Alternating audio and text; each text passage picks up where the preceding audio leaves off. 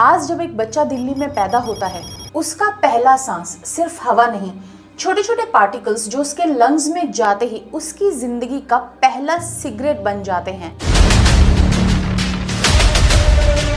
आपको लग रहा होगा मैं एग्जैजरेट कर रही हूँ, पर सच यही है। दिल्ली में रहना आजकल हर दिन सिगरेट पीने के बराबर है और हर साल चाहे गवर्नमेंट कितना भी पैसा खर्च करे, सिचुएशन और भी खराब होती जा रही है। तो सवाल ये है, जब प्रॉब्लम सबको दिखती है, जब डेटा गवर्नमेंट के पास है और करोड़ों रुपए खर्च भी होते हैं, तो फिर भी दिल्ली क्यों घुट रही है? ये बड़ी अपडेट प्रदूषण को लेकर दिल्ली सरकार ने बड़ा ऐलान किया। Toxic smog continues to grip Delhi NCR as authorities step up measures to curb pollution.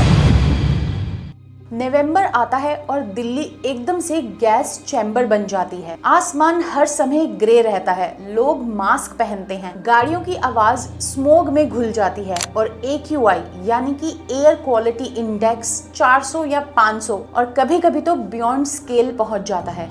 Schools बंद हो जाते हैं, बच्चे अस्थमा के साथ स्ट्रगल करते हैं, बूढ़े लोग घरों से बाहर नहीं निकल पड़ते और गवर्नमेंट बोलती है वी आर मॉनिटरिंग इट। लेकिन मॉनिटरिंग से जिंदगी बचती नहीं। ये कोई नेचुरल डिजास्टर नहीं है, ये मैन मेड प्रॉब्लम है और हमने इसको नॉर्मल मान लिया है। लेकिन हर सांस का effect heart disease, lung diseases और कैंसर। मैं अपने पर्सनल एक्सपीरियंस से बताऊं तो मेरी फ्रेंड के बच्चे को अस्थमा है। नवंबर से मार्च तक हॉस्पिटल जाना उसका रूटीन बन गया है। डॉक्टर्स कहते हैं ये एयर क्वालिटी की वजह से है। WHO के हिसाब से दिल्ली के 90% लोग साल भर अनसेफ एयर ब्रीथ करते हैं। बहुत लोग बोल देते हैं कि ये सब पराली जलने की वजह से होता है, कुछ बोलते हैं सिर्फ गाड़ियां रिस्पॉन्सिबल हैं। व्हीकल्स, कंस्ट्रक्शन डस्ट, इंडस्ट्रीज, पराली जलना, हर साल वही blame game, Punjab versus Delhi, centre versus state. लेकिन सच ये है कि पॉल्यूशन एक लेयर्ड प्रॉब्लम है। गाड़ियां दिल्ली पॉल्यूशन का एक मेजर कंट्रीब्यूटर हैं। हर घर में एक से ज्यादा गाड़ियां हैं। पब्लिक ट्रांसपोर्ट होने के बाद भी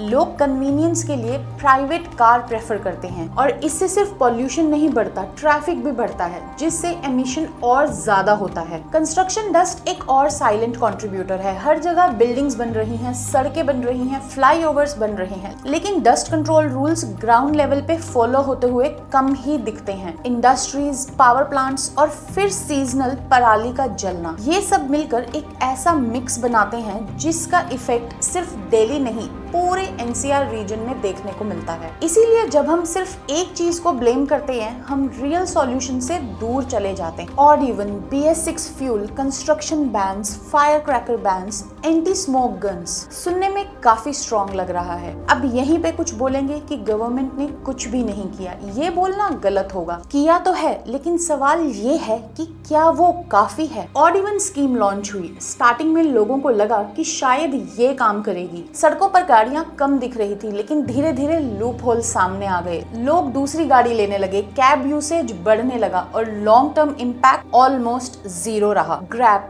यानी कि ग्रेडेड रिस्पॉन्स एक्शन प्लान तब एक्टिवेट होता है जब situation already out of control होती है। स्कूल्स बंद, कंस्ट्रक्शंस बंद, ट्रक्स बैन। लेकिन ये सब तब होता है जब डैमेज ऑलरेडी हो चुका होता है। पटाखों का बैन हर साल अनाउंस होता है, लेकिन एनफोर्समेंट वीक होती है, जिसका रिजल्ट दिवाली के बाद AQI और भी ज्यादा स्पाइक करता है। वैसे इलेक्ट्रिक व्हीकल्स प्रमोट किए जा रहे हैं, जो एक पॉजिटिव स्टेप है, लेकिन इंफ्रास्ट्रक्चर और अफोर्डेबिलिटी अभी भी मास एडॉप्शन के लेवल पे नहीं पहुंची है। और प्रॉब्लम ये है कि अप्रोच रिएक्टिव है, प्रिवेंटिव नहीं। मुझे लगता है सबसे बड़ा फेलियर है कोऑर्डिनेशन का। पॉल्यूशन किसी एक डिपार्टमेंट का इशू नहीं है, रिस्पॉन्सिबिलिटी भी कोई एक नहीं लेता। Environment department, transport authorities, municipal bodies सब अपना अपना काम करते हैं, पर एक यूनिफाइड मिशन नहीं दिखता। दूसरी प्रॉब्लम है लॉन्ग टर्म प्लानिंग की कमी। हर साल सर्दियां आती हैं, पॉल्यूशन पीक पर होता है और स्टेटमेंट्स फिर से वही कि नेक्स्ट ईयर बेटर प्लानिंग होगी, पर नेक्स्ट ईयर फिर से वही साइकिल रिपीट होता है और हर साल लगभग 30,000 लोग दिल्ली में पॉल्यूशन की वजह से मरते हैं। ये सिर्फ नंबर्स नहीं है, ये हम किसी की रियल लाइफ की बात कर रहे हैं। और सबसे डेंजरस चीज ये है कि पॉल्यूशन को एक सीजनल प्रॉब्लम की तरह ट्रीट किया किया जाता है, जबकि ये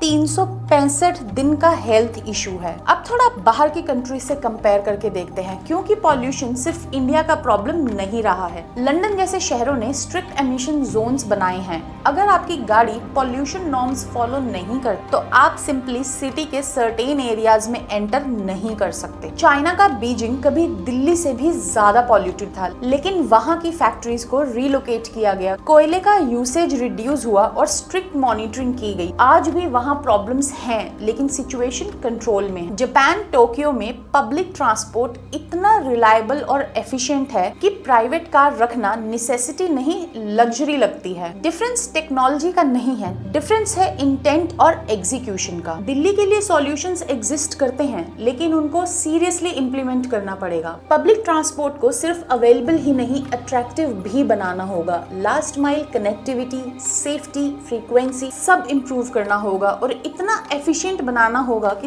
ताकि लोग अपनी प्राइवेट कार से नहीं बल्कि पब्लिक ट्रांसपोर्ट का यूज ज्यादा करें। पुरानी गाड़ियों को टेम्परेरी बैन करना काफी नहीं है। गवर्नमेंट को चाहिए कि ऐसा कानून लाए ताकि पुरानी गाड़ियों को प्रॉपर हेल्थ सर्टिफिकेट मिल सके, और उन्हें ये मेक श्योर करना होगा कि गाड़ियों की हेल्थ रिपोर्ट ऑनेस्टी के साथ प्रिपेयर की जाए। कंस्ट्रक्शन साइट्स पर डस्ट कंट्रोल को ऑप्शनल नहीं, मैंडेटरी बनाना होगा, और वायलेशंस पे एक्चुअल पेनल्टीज होनी चाहिए, सिर्फ नोटिसेस नहीं। और मुझे लगता है रीजनल कोऑर्डिनेशन बहुत जरूरी है। दिल्ली अकेले जंग नहीं जीत सकती जब तक कि नेबरिंग स्टेट्स साथ में प्लान ना करें। और सबसे इम्पोर्टेंट है ट्रांसपेरेंसी। जब लोगों को रियल डेटा, रियल इम्पैक्ट और रियल टाइमलाइंस दिखेंगी, तब पब्लिक प्रेशर बनेगा और तब सिस्टम मूव करेगा। यहाँ एक अनकंफर्टेबल सच्चाई सामने आती है। हम सिस्टम को ब्लेम करते हैं, ये गलत नहीं है, लेकिन हम खुद भी कन्वीनियंस छोड़ने के लिए रेडी नहीं होते।